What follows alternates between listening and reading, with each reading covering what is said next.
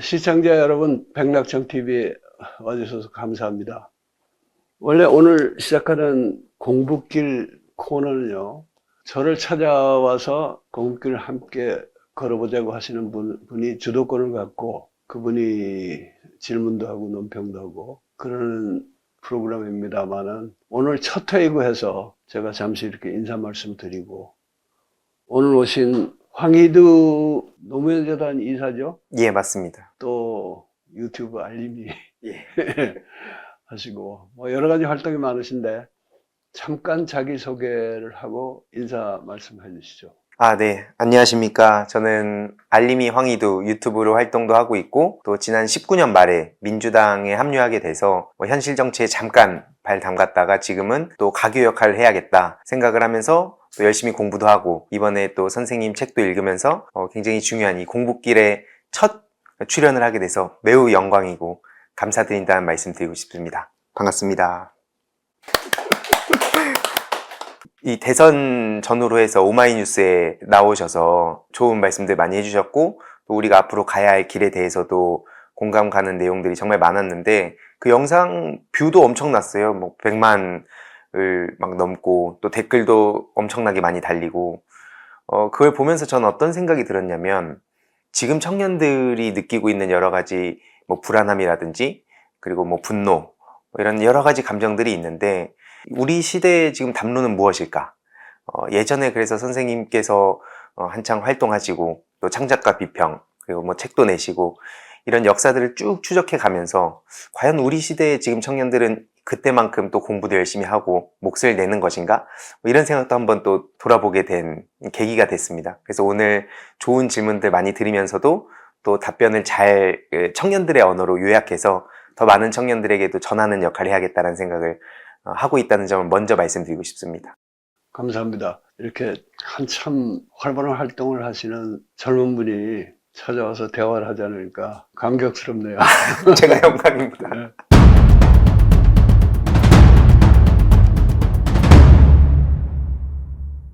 책에 나온 내용들, 그리고 제가 현실에서 느꼈던 여러 가지 애로사항도 있고, 아쉬웠던 점도 있고, 또 이걸 보시는 분들께 부탁드리고 싶은 것도 있고, 또 선생님께 조언을 많이 구하고 싶었던 것도 있고 해서 그걸 하나씩 여쭤볼 예정인데, 이 책 한번 자연스럽게 얘기하면서 그 근대의 이중가제와 한반도 나라 만들기, 이 제목에 대해서도 자연스럽게 대화를 나누다 보면 왜 이 제목이 나왔는가에 대해서 많은 분들이 이해를 하실 것 같아요. 그래서 이 책을 혹시 처음 보시는 분들이 계신다면 한번 읽어보시고 이 앞으로 쭉 나올 콘텐츠들을 보시는 것도 좋겠다 싶은 생각이 들었고, 일단은 그 사회에 지금 다양한 문제들이 산적해 있고, 앞으로 또 더 분열이 될까봐 우려하는 목소리도 많이 나오고 있잖아요. 그런 차원에서 지금 선생님께서 바라보시는 촛불 정신이 어느 순간 얘기가 싹 사라지고 있는 것 같다는 우려가 들더라고요. 당장 저도 현실 정치권에서 몸담고 활동을 하고 있는데, 뭔가 어느 순간 촛불에 대한 얘기를 하면 뭐 여러 가지 이유로 뭐 비판을 받기도 하고, 뭐 아직까지 촛불 타령이냐 뭐 이런 얘기도 많이 나오고, 그러다 보니까 현실 정치인들도 어느 순간 되게 위축되고, 뭐 이런 모습들을 많이 보면서 우리가 어떤 식으로 목소리를 내야 될까, 그런 생각도 많이 들었는데, 한번 선생님의 생각을 좀 여쭤보고 싶습니다. 예. 촛불 얘기가 많이 사라지고 있었다는 그 말씀 맞고, 나는 그래서는 안 된다고 네. 막 길을 쓰고 노력을 했지만은 잘 안 되더라고요. 심지어는 촛불 항쟁, 촛불 대항쟁이라는 거하고 촛불 혁명을 구별하자는 주장이에요. 예. 2016년에서부터 17년에까지 그 겨울에 그때 우리가 이제 엄청난 촛불 시위를 했잖아요. 예. 그것을 나는 촛불 대항쟁이라고 부르는데 그 두 가지 의미가 있습니다. 하나는 우리가 사실 촛불 항쟁을 많이 했잖아요. 21세기 들어와서. 이 중에서 이건 진짜 대항쟁. 그래서 우리가 프랑스 혁명 얘기할 때도 1789년에 일어난 걸 대혁명이라고도 그러듯이 예. 이제 대항쟁이라고 그래가지고 다른 촛불 항쟁하고 구별하자는 게 있고, 또 하나는 이제 그 촛불 대항쟁 그걸 놓고서 이게 혁명이냐 아니냐 하는 논란이 많은데, 나는 그것만 가지고 혁명이라 그러면은 그 잘 통하기 어렵다고 봐요. 특히 학자들한테는 그게 안 먹히고. 그러면은 그게 대항쟁으로 끝난 거냐? 아니면은 촛불 혁명이 그때부터 시작해가지고 지금도 진행되고 있느냐 하는데 그거를 우리가 이제 가려서 생각하자는 건데 나는 지금도 촛불 혁명 진행 중이다 하는 주장을 했지만은 그 목소리가 그동안은 별로 안 바뀌었어요. 지난 대선 때도 보면은 민주당 후보, 이재명 후보가 처음에 촛불 얘기를 전혀 안 했잖아요. 예.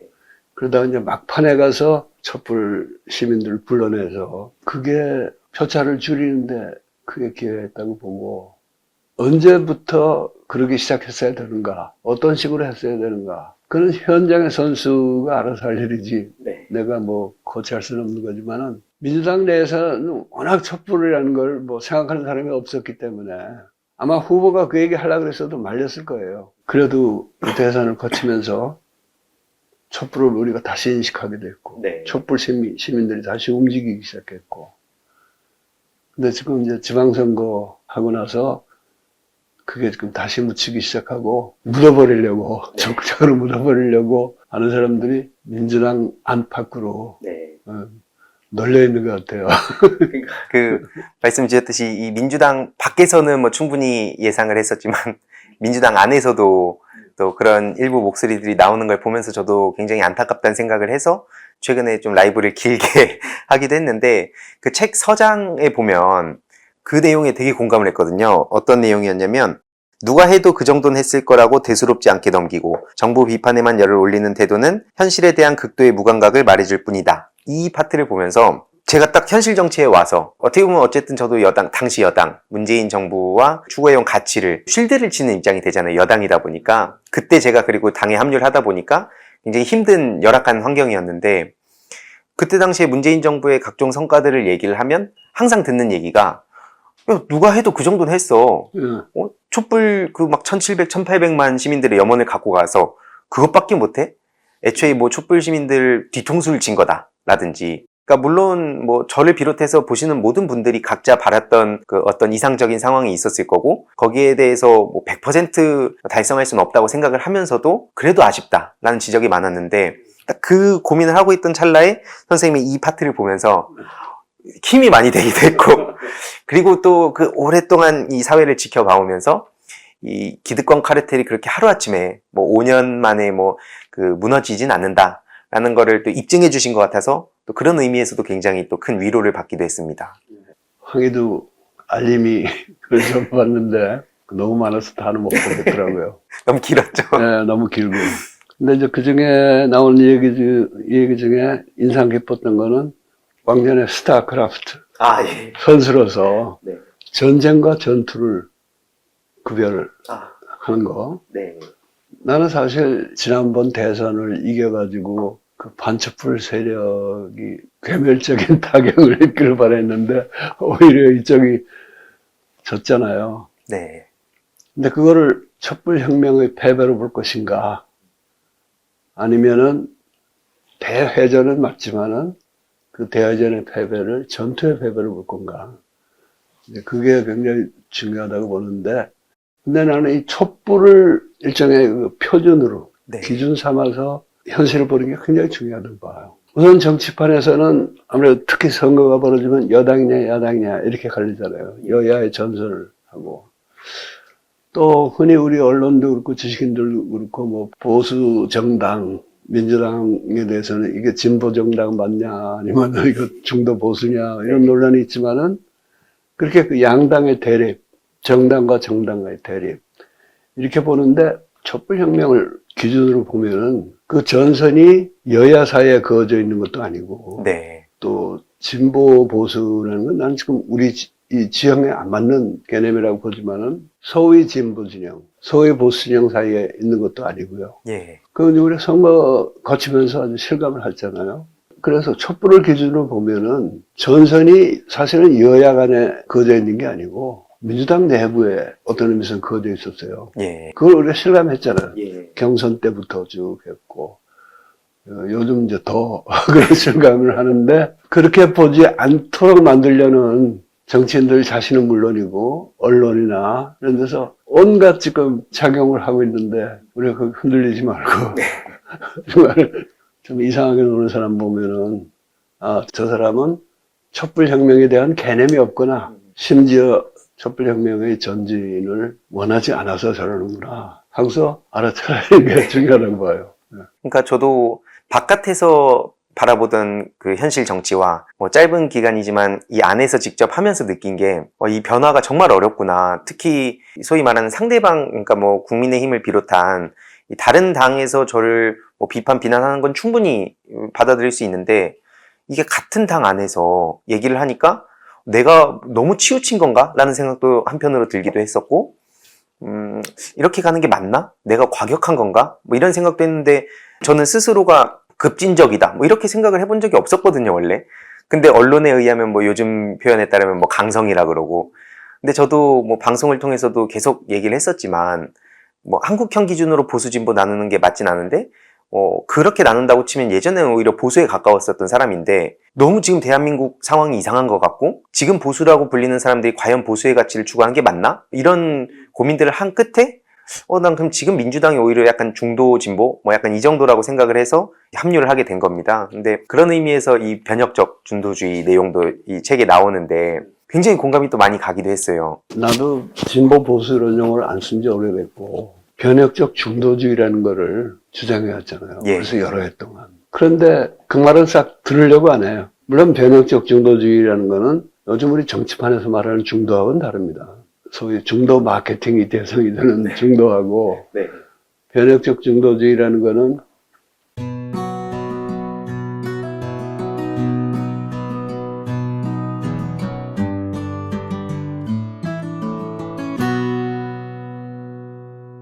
우리가 분단된 나라이고 분단이 체제화된 나라이거든요. 그래서 이 고약한 분단 체제를 변혁하면서 그 변혁에 동조하는 모든 세력이 모든 중도 세력, 좌든 우든 극단적인 단순 논리를 구사하는 사람들 빼고 네. 뭐 사람들 꼭 뺄 필요는 없어요. 네. 그 노선을 빼고 네.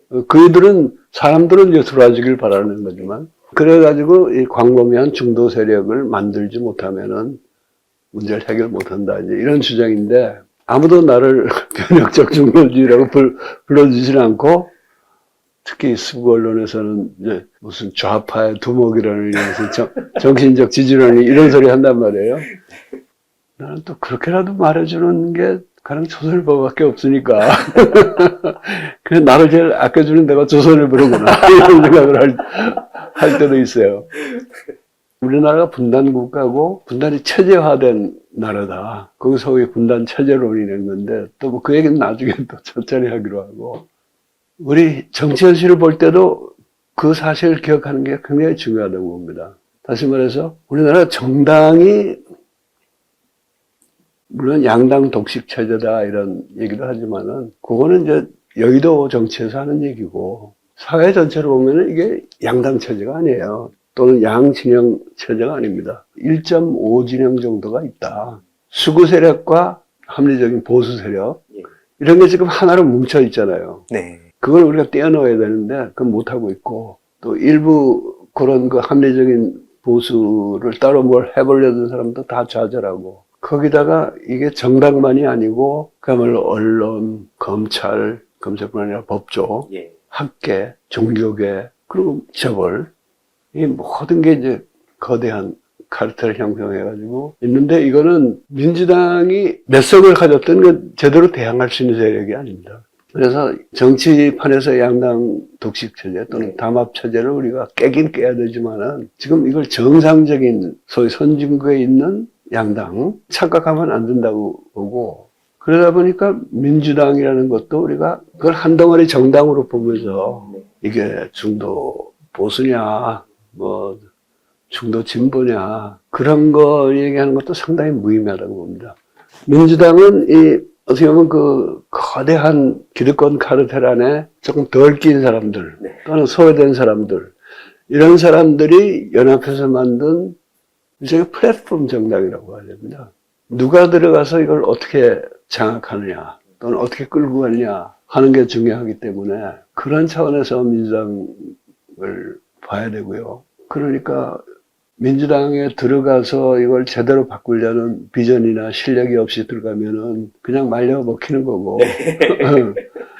그렇지 않으면은 정말 이렇게 준비를 해가지고 들어가야 되고, 또 아무래도 정치에는 지도자가 있어야 되잖아요. 예. 싸우면은 지휘관이 있어야 되잖아요. 예. 그러니까 그런 지도자도 우리가 찾아서 키워야 되고. 그런데 나는 지난번 대선을 거치면서 우리가 좀 얻은 게 있다면은 이게 무슨 젖잘사 그 얘기가 아니고 네. 사실은 이재명 후보를 비롯해서 사람들이 젖잘 사람을 안 써요. 일부에 쓰는 걸 가지고 언론에서 네. 말만 나오면은 젖잘사 하다가 또 깨졌다 뭐 이렇게 까잖아 지금. 네. 그러니까 그런 차원이 아니고 지난 대선에서 촛불 시민을 다시 발견한 게 우리 큰 소득이고, 민주당을 이거 그냥 내버려두고 욕만 하고 쟤들 몰래가 보수당이라서 저렇다 그럴 것이 아니라 우리가 들어가서 저 플랫폼이니까 네. 들어가서 저걸 좀 바꿔보자 하는 움직임이 일어난 게 우리 소득이라고 봅니다. 근데 이제 지방선거에서 성적이 안 좋다 보니까 이제 그런 사태가 벌어지는 거를 어떻게든지 막아보려는 민주당 내부 인사들과 언론, 뭐 온갖 이 길건 세력들이 지금 총궐개하고 있어요. 나는 그렇게 봅니다. 굉장히 공감하는 게 지방선거가 끝나자마자 마치 기다렸다는 듯이 십수명의 의원들이 젖잘싸라는 말을 하면서 그러면 안 된다. 근데 또 거기에 뭐 조중동을 비롯한 여러 언론이 그걸 받아쓰고 언론에서 주목을 하면 마치 그게 진짜 그 균형 잡힌 건 줄 알고 있는 사람들도 상당히 많고, 특히 청년 정치인이나 혹은 그 지망생들 중에 상당수가 언론에 나오는 그 보도량을 놓고 그게 맞으니까 언론이 보도하는 거 아니냐라고 스스로 생각을 하거나, 혹은 스스로 이게 어떤 의미인지 알면서도 본인의 입지를 넓히기 위해서 그 언론에 의존을 하고 그 뭐 조중동만 보면서 꼭 조중동에 따른다는 건 아니지만 거기에 뭐 그 균형을 잡고 있다 보니까 그 촛불 시민들의 열망과는 전혀 동떨어진 메시지가 나오는 경우도 있고, 그리고 촛불 시민들의 이야기는 그냥 강성이다, 한줌이다, 이런 얘기가 그런 맥락에서 저는 그 나온다고 생각을 했거든요. 주위 그 사람들 보면서. 그런 의미에서 이번에 그 선생님께서 쭉 말씀해 주셨던 내용들, 그 책에 담긴 내용들이 더더욱 많은 시민들한테 알려졌으면 좋겠다, 알려져야 한다라고 생각을 한 거고, 특히 그 대목도 굉장히 인상 깊었습니다. 적폐 세력들의 민낯이 세상에 드러나고 있는 것이야말로 촛불혁명의 최대 성과 중 하나다. 이 대목도, 그러니까 제가 사회에 그렇게 많은 경험이나 지식이 없다 보니까 이제 배워가는 단계인데 이렇게까지 어려운지 몰랐거든요, 저도. 그냥 옛날 역사 이렇게 깨작깨작 볼 때, 저 때 왜 저랬을까? 좀 세게 얘기하면 안 되나? 남들이 뭐라고 해도? 이런 생각을 하고 되게 순수하게 생각을 하고 있다가 현실 정치에 와서 경험을 하는데, 뭐 언론에서 조금만 비판을 하면 연락이 와요. 좀 릴렉스 할 필요가 있다. 너무 세다. 근데 제가 무슨 뭐 남의 사생활을 캐자는 것도 아니고 언론 논조를 기준으로 하다 보니까 이런 얘기를 내는 것조차 축소되고 위축되고, 결국엔 그러다 보면 시민들의 열망은 점점 더 멀어지고, 그러다 보면 포기하게 되고, 그러니까 계속 그냥 뭐 문재인 정부나 민주당에 손가락질만 하는 분들도 많았던 것 같고, 또 한편으로는 그 현실 정치라는 게 종합 예술이라고들 표현을 하는데, 옳은 말은 진짜 많이 나오는 것 같은데 그 옳은 말을 한다고 해서 그 사회가 바뀌는 건 아니라고 생각을 요즘 많이 하거든요. 근데 가끔 보면 뭐 여러 가지 부류가 있지만 정말 본인의 신념에 의해서 이러이러한 사회가 만들어져야 된다는 정답을 내려놓고 그걸 달성하지 못한 모든 사람들은 잘못됐다, 구태다, 이렇게 되다 보면 결국에는 변화가 오히려 더 어려워지고, 오히려 때로는 그 기득권 세력들이랑 이해관계가 맞아떨어지지 않나? 이런 고민을 또 한편으로 하거든요. 그런 말을 하는 분들이 이제 자기 아집 때문에 그러는 경우도 있지만은, 나는 많은 경우에 그이들이 사실은 국민을 바라보고 말한다, 정치한다. 정치인들 누구나 그러잖아요. 네. 자기는 오로지 국민을 보고 한다 그러는데 언론을 보고 정치를 하는 사람들이에요. 그래서 민주당 쇄신안이라든가 무슨 책임론, 언론이 잘 써주는 문제를 가지고 쇄신안을 내고 반성을 하고 그런 경우가 많은 것 같아요. 민주당에서 이제 반성한다 그러는데 툭 하면 나오는 게 조국 거예요. 조국 사과해야 된다. 아니, 민주당이 조국에 대해서 사과를 얼마나 했어요? 몇 번 했잖아요. 맞습니다. 그리고 조국 교수 자신은, 조국 장관은 더 많이 했고 책에도 썼고, 그런데 이제 그걸 얘기한 거는 그렇게 해야지 이 사람이 진짜 사과하려는 사람이다, 반성하는 사람이라고 언론에 써주는 거예요. 나는 민주당이 조국 사태를 잘 저걸 못해가지고 손해를 많이 봤고요. 그나마 서초동 촛불이 예. 나와서 조국 장관에게 퇴로를 열어주고 문재인 정부가 검찰 개혁을 계속할 수 있게 해줬다고 보는데 민주당이 진짜 자해 행위를 한 게 많아요. 조국 말고. 그 중에 하나가 윤석열이 검찰총장 돼가지고 청문회 했을 때 네. 사실은 그때 윤석열의 진면목이 드러났거든. 뉴스타파에서 터뜨리고. 예. 그런데 나도 그때는 윤석열이 검찰총장이 되기를 바랬지만 그때 민주당 지지자들 뭐 이래서 벌떼같이 뉴스타파 욕하고 그랬잖아요. 네. 그야말로 자해 행위한 거지, 이렇게 보면은. 지난번에 언론중재법이라는 거 나왔을 때 그게 완벽한 법은 물론 아닙니다. 그러나 그거라도 해놨더라면은 예. 지난번 선거에서 가짜뉴스가 그렇게까지 판치지를 못했을 거예요. 근데 그거를 민주당 언론계, 심지어는 과거에 자유언론 투쟁에 앞장서고 고생하셨던 분까지 나와가지고 다 반대하는데, 그리고 자율규제하겠다 뭐 그러고 나왔는데, 검찰이 셀프 개혁한다 그러면 욕하면서 언론만은 왜 셀프 개혁을 하는 거예요? 그것도 자해 행위였던 거고, 이런 걸 반성을 해야 되는데 네. 그런 게 부족한 것 같고. 그 다음에 민낯 이야기는, 그러니까 문재인 정부가 잘한 것도 있고 못한 것도 있는데, 어쨌든 이 촛불 혁명의 기운을 타고 있다 보니까 사회 곳곳에 민낯이 드러나게 됐잖아요. 예. 그것이 사실은 문정부의 기간의 큰 성과다, 뭐 그런 주장을 했는데, 근데 다 드러나려면 아직 멀었어요. 아직 멀었는데, 요즘 또 더 드러나고 있죠. 특히 민주당 의원들이 촛불을 기준으로 전설을 그었을 때 예. 이쪽보다 어떤 면에서 저쪽에 가까운 사람이 많다 하는 게 지금 더 드러나고 있고, 네. 여기저기서 그 민낯이 드러나고 있는데 더 드러내야 되고 우리가. 근데 또 하나는 지금 황 기자도 비슷한 얘기를 했지만은 민낯이 드러난다고 사회가 저절로 바뀌질 않잖아요. 그러니까 민낯이 드러났으니까 우리가 어떻게 해야 될 건가 하는 그게 있어야 되는데 그것도 우리가 풀어야 할 숙제죠.